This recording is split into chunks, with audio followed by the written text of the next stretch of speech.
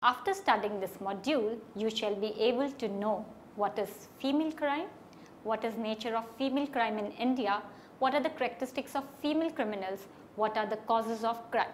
First, the introduction to female crime. It is unfortunate but a well-known fact that the arena of crime, which more or less the monopoly of males of late, is no more forbidden zones for the female gender. Today, we have all female terrorist outfits like DEM, which enthusiastically partakes in disrupting happenings in Jammu and Kashmir. Strongest involvement of women in crime has been the recent compilation of the list of India's 7 most wanted female criminals.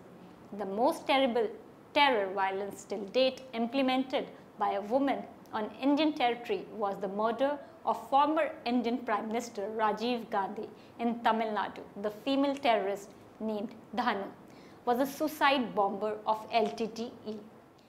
Female criminality is larger due to wrecked homes and crisis of changing social values.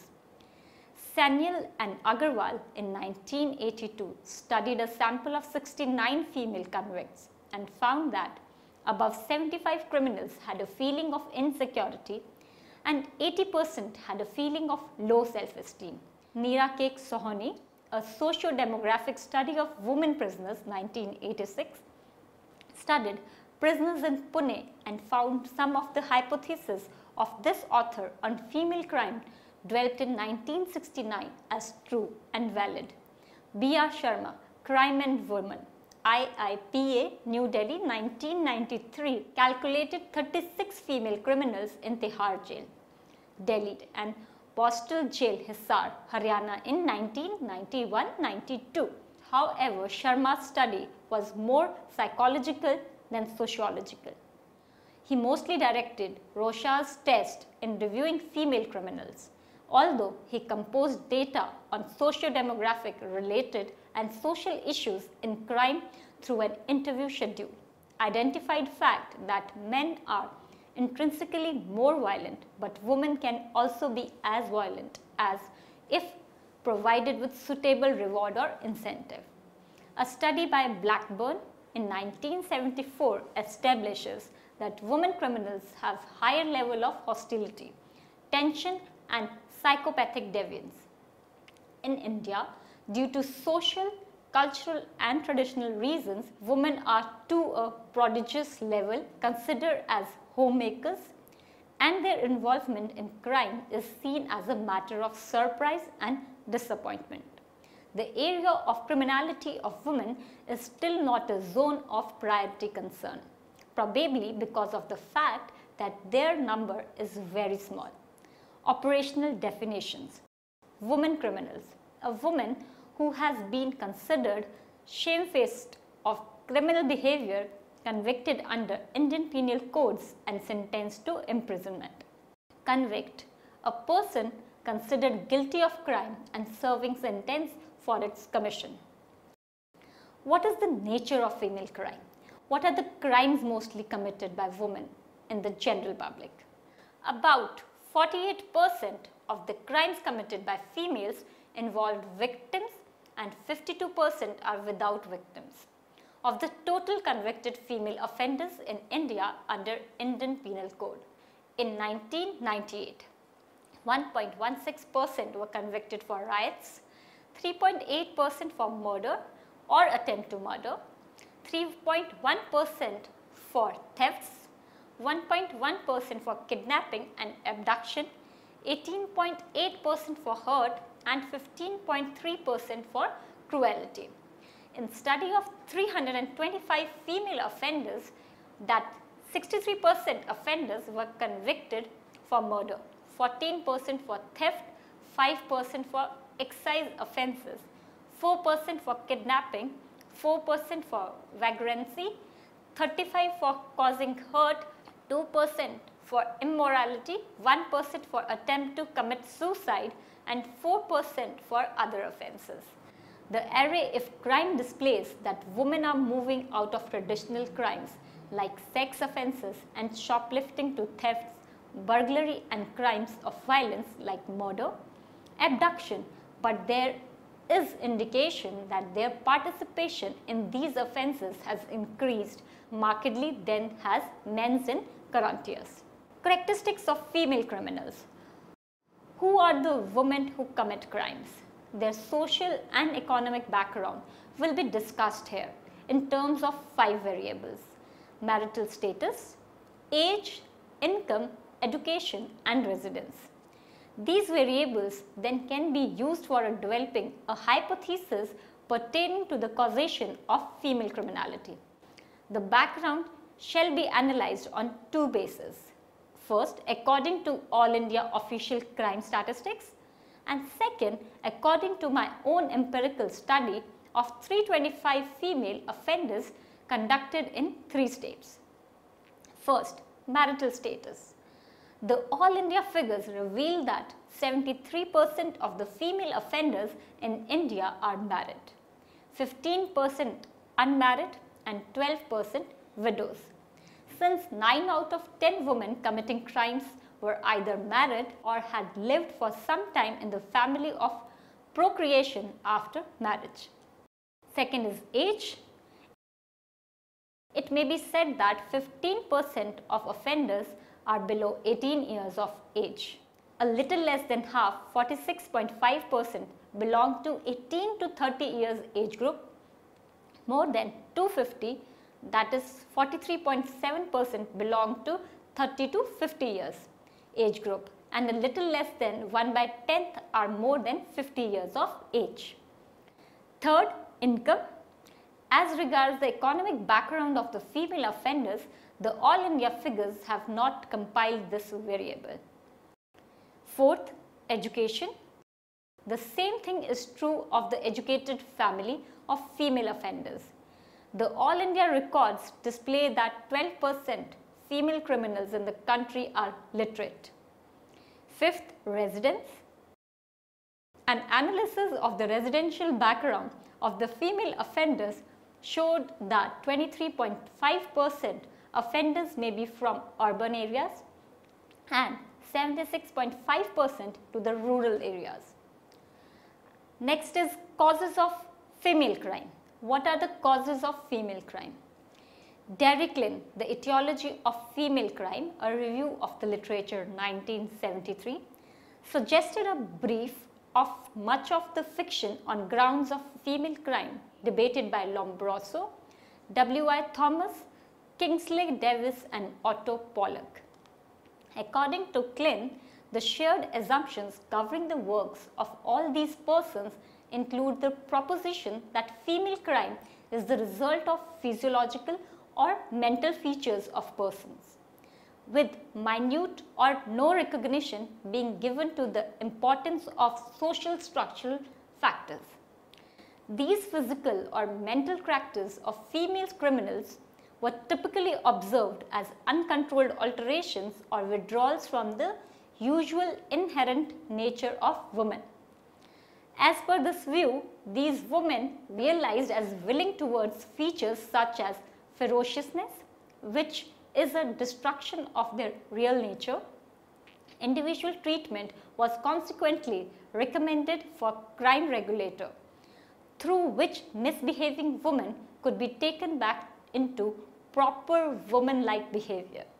Thus, usual females show normal feminine characters, but criminal females show misrepresentation of or revolt against the biologically natural female characters.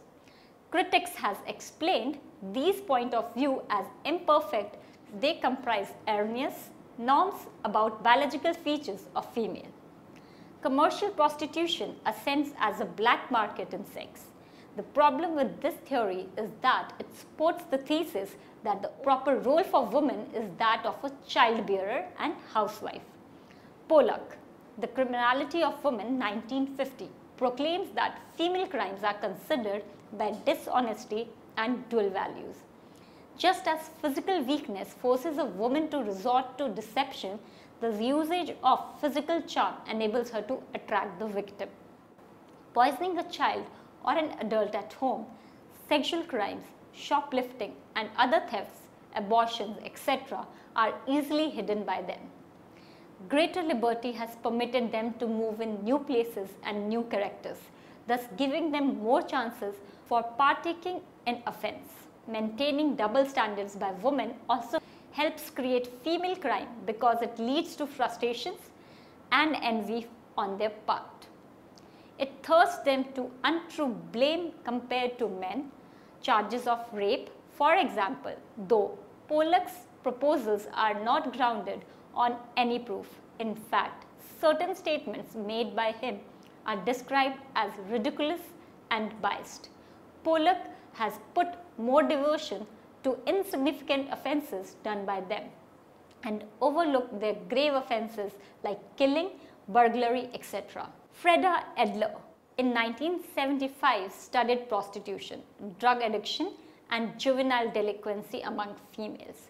She has attributed these crimes to the liberation movement of women and women's assertiveness.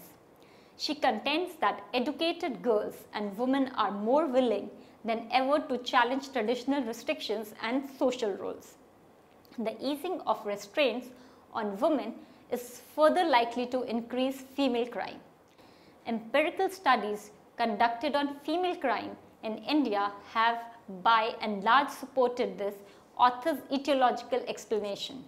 B.R. Sharma in 1963 concluded in his study that strained interpersonal relations with husband and other family members, husband's extra-family relations, deprivation and denial of basic needs of life like affection, security, etc. were the main causes of frustrations and ultimate crimes. Rani Bilmoria in 1980 and Sohoni Meera Kukreja in 1986 also supported this author's theory of family maladjustment as cause of female crime. Let me therefore analyze my study on female crime and discuss the hypothesis regarding the role of family maladjustment or role conflict in family in female criminality. We will first examine the crime of murder. My study revealed that in 77% cases, the victim was the member of the offender's family. In 5% cases, he or she had kinship relationship with the criminal. In 9% cases, she was her neighbor. In 8%, she or he was the member of a village community, and less than 1% cases, he or she was a complete stranger. This shows that in 99% cases, the female offender had primary relation with the victim. Of the 77% cases in which the victim was a member of the respondent's family, in 92.2% cases, the victim was a member of respondent's family of procreation, and only in 7.8% cases was he a member of the family of orientation. Of the 92.2% cases in which the victim was a member of the female criminal's family of procreation, in 57.9% cases, the victim was Ego's husband. In 18.9% cases, Ego's own child. In 4.2% cases, Ego's secondary kin. And in 19% cases, Ego's husband's primary or secondary kin. This fact of the victim being usually a kin or a close associate of the offender in crimes of murder was also discovered by Pollock in 1955 in his study of urban homicides, in Texas by Swalestoga 1956 in his study of 172 Danish cases, and by Sutherland 1950 in his study of 324 murders by females. Wolfgang in 1958, however, had found such relationship only in 23.13% cases in his study of 588 homicides in Philadelphia. In the cases where the victim was the respondent's own child, the murder was committed, either because the child was illegitimate, was afraid of social ostracism, or in a moment of extreme danger because of an altercation with the husband. Thus, in about 4/5 cases, husband-wife relationship proved quite an important factor in the causation of murder. In 45.5% cases, the cause was illicit relations of the offender with some man. In 10.9% cases, it was illicit relations of the victim with some woman. And in 27.3% cases, it was conflict with husband or ill treatment by husband. This proves the validity of our hypothesis of family maladjustment as the main cause of female criminality. Not only in murders but also in other crimes found to be an important factor in criminality. For example, in excise offences, when husband was arrested for illicit distillation, his wife too was arrested for helping the husband in illegal activities. In these cases, the wife merely helped her husband in his economic pursuits because of her dharma, religious duty, and not because of any desire to violate the social or legal norms. Similarly, in one case of theft in which 4 men and 3 women of a Gujjar family were arrested, convicted and given 1 year's imprisonment. The male members of one Gujjar family stole the cows and buffaloes of other Gujjar family, with which they had a family feud. While returning from the village with the animals, they were arrested by the police. Since women accompanied men, they too were arrested and penalized. This case also shows that women were labeled criminals not because they had criminalist tendencies but because their family male members were so labeled. My contention is that most of the thefts committed by women are not the result of psychological or social aberrations but are due to family and economic compulsions. Women convicted for minor thefts are mainly housewives who usually lack money to be able to buy things which were later stolen. Many a time they steal to stretch their budgets. The lower class social status women convicted for thievery is a further proof of our hypothesis. In crimes of above types, women arrested play secondary or supportive roles. Their involvement in the offense is closely tied to women's role as a wife. They seem to commit crimes in roles auxiliary to men, in keeping their sex roles. They are therefore not to be treated as sole perpetrators of these crimes. Our hypothesis regarding the role of family in female criminality is thus fully justified. Simon in 1975 and Adler in 1977 have explained the recent increase in the incidence of female crime in terms of the breakdown of prevailing patterns of sexual inequality. According to Simon, increased labor force partition of women and other developments in the direction of sexual equality have expanded the crime opportunities and pressures towards law breaking among women. According to Adler, a growing trend towards female assertiveness manifested in the contemporary women's movement in the United States, as well as in other ways, has led to consequences in the area of criminality. These explanations do not explain crime situation in India, in spite of the fact that in our country too there is a women's liberation movement, but this movement is confined to the urban areas, whereas a large number of female criminals in our society come from the rural areas where women never talk of equal rights with men, and there is no breakdown of sexual inequality. We therefore cannot hold the view that in India, as labor force participation increases, opportunities to engage in criminality would expand for women as well. Could we examine adult female crime in terms of factors offered for explaining delinquency in young or adolescent girls? Some of the factors suggested are family tensions or under the roof culture, self-concept deficiencies and perceptions of lack of opportunity, excessive weight or other physical problems. My contention is that it is not the physical and psychological factors which account for female crime, but it is the non-harmony and instability in family relationships or disintegration of family life which mainly explain crime among women. Now, we will conclude this module with summary. Women's immoral behavior has been usually professed as less serious difficulties than manly unlawful behavior. Factually, female has been more likely to commit minor offences and have made up only a small proportion of the offender population.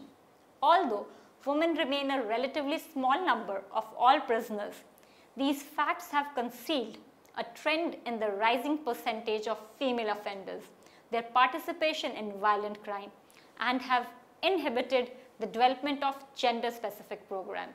On the complete, girls offending acts are characteristically less continuing and frequently less grave than those of youths amongst women criminal offenders. However, minor offences may cover grave difficulties that girls are suffering, running away from family and other prestige crimes such as absenteeism, are main constituents of girls' crime. Though their violation performance may not look to be very serious, these girls may be escaping from some serious difficulties and victimization, some including unlawful behavior by adults, which in turn creates them susceptible to consequent victimization and appealing in other manners that disrupt the law, such as prostitution, existence, sex, and drug use. Many threat issues can add to women's immoral behavior, including substance abuse, mental illness, and spousal abuse. One of the noteworthy risk elements is preceding victimization. This interesting resource, Women and Girls in the Justice System, comprises the resulting information. Facts and figures comprises the up-to-date data and statistic. Legislation, a sample of links to online, federal and state legislation and testimony. Publications, a sample of available resources. Programs, examples of state and local programs and creativities available online. Training and technical assistance, a sample of preparation and procedural assistance. Chances accessible from site to site countrywide, known agencies and relations. Grants and funding, associations to federal subsidy prospects, related resources, illustrations of nationwide known agencies and administrations that deliver services or information.